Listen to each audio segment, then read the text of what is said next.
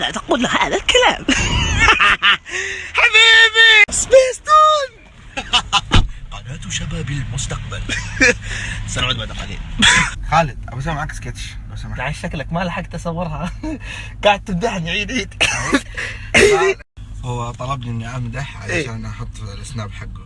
خالد افشل واحد يسوي مقاطع. الله يسلمك ويخليك. انا احب يا رياش الرمسه. والله انا ما تريتك. الضوء ما طايع يلبك. رحت عشيت وانطر. وطر والله انك طر. حبيبي احترم نفسك. وش اللي طر؟ طر يا حبيبي طر. اقول انت اللي طر. انا اطرر واحد. ابوك طر. ابوي اطر واطر بعد. عادي ترضى عليه. عادي. الناس ما صار يحسوا على دمهم. يقول ابوك طر. ابوي طر. شوف ما عنده احساس. يا ولد الطر. عندك اماراتيين هنا؟ ايه يعني طر. طر يعني زين يعني كويس يعني كذا يعني 100 100 يعني ولا غلطه. خلاص انا حتى انا ابويا طر. اي طر ونعم. لا تخسي انت اللي ابوك طر.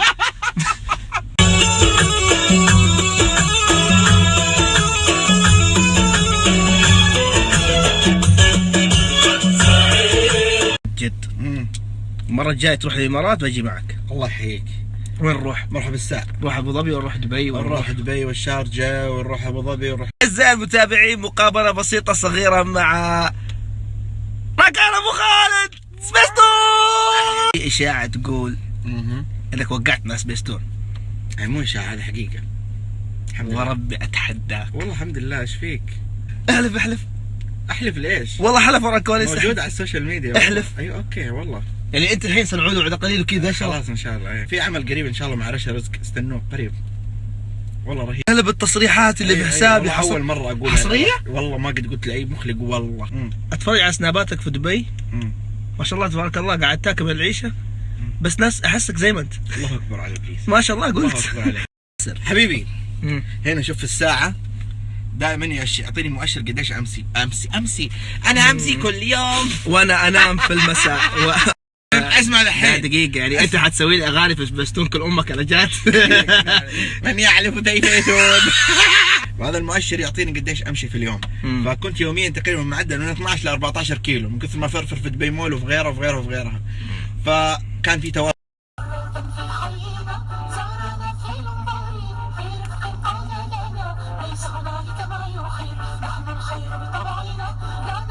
يعني الحين لو انت ورشا رزق سويتوا اغنيه تقدر هي تروح المطبخ وترجع وانت تغني تكمل فاهم؟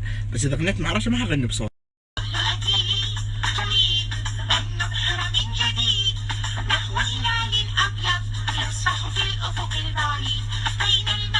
او اللي هي ما تداوم تدق عليك اسمع راكان والله اليوم ما في حيلي اداوم بالله زبطني. اقول لك حاجه صارت بيني وبين الاستاذه رشا. حركات. اول مره شافت المشهد حقي اللي في العربيه كتبت انه خلاص يا جماعه الخير اذا متت ما راح تخلصوا من صوتي موجود البديل. يا جماعه راكان طلع كذاب ما يطي. حبيبي ترى سمعت كذاب بالله بلا استهبال. اذا اتكلم من جد ترى. عندك اثباتات؟ عندي اثبات. هي تعال. هذا حساب هذا رشا كتبت خلص يا جماعه الخير حتى لو متت ما راح تخلصوا من صوتي البديل موجود. ايش تبغى؟ مكتوب رشا فانس. هذا مو دليل انك انت تعرفها وهي تعرفك. لا حول ولا قوه الا بالله. عندك اثبات؟ تعال بريك حاجه. تعال هذا مو اثبات. بريك حاجه. الأخيرة كان على 300,000 متابع وإن شاء الله منها للأعلى وإن شاء الله هيك نضلنا عم نسمعك عم تعمل لنا شغلات حلوة عم تقلدنا. يلا. كان على فكرة أنا أمي لبنانية. أمك لبنانية؟ إيه. ما عم تصدقني؟ ما عم تصدق. اديني الدليل. افرجيك.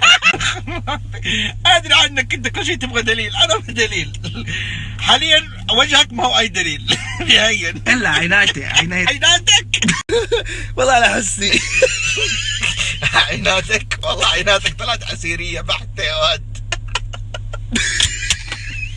يعني معلش انت قاعد تجرح في مصداقيه هذا الشيء. انا ما بس امزح معك راكان. لو سمحت لا تمزح كذا مره. خلاص زعلت مني.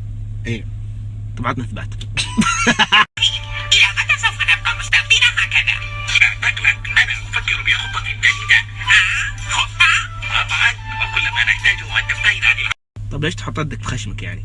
عشان يطلع صوت أخنف. عطني اثبات. خلاص. أعزائي المتابعين عندي لكم فكرة جميلة. ما رأيكم أن نضرب خالد العسيري ضربا مبرحا كي لا دقيقة. طيب. وهكذا ذهب كونان إلى إني أستطيع التحدث بايخ مخيس مع بقلد. تغار حتى من الهو يا ويل حالي يا هوا. والله وحشتيني وقسم بالله. استنى انت قلع طلع بالله لا طلع. ايش تبي انت يا ركان؟ اخش هذه في خشمك الحين الكبير ذا اوسع زياده زي الكوسه كذا. اسمع خليها تقول خالد احبك. خالد احبك. عشان اثبت لكم ان بلقيس يعني انها تعرفني وكذا ولا كيف يا ركان؟ ايش تبي؟ هذا الشخص المماثل أمامكم خالد عسيري. أنت متهم بالكذب أيها الأحمق المغفل، فبلقيس لا تعني لك بأي صلة من الصلة. يتوجب عليك الآن أن تعترف بالحقيقة كاملة، وإلا سوف يتخذ فيك القانون إجراءه. سنعود بعد قليل.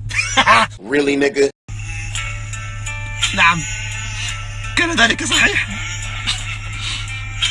لقد قالت لي بلقيس أنها وليس ذنبي. أنت من بدأت ذلك يا ركان. أنت من أوهمتني بذلك. الحقيقة تنتصر دائما أيها الفتى. عدنا.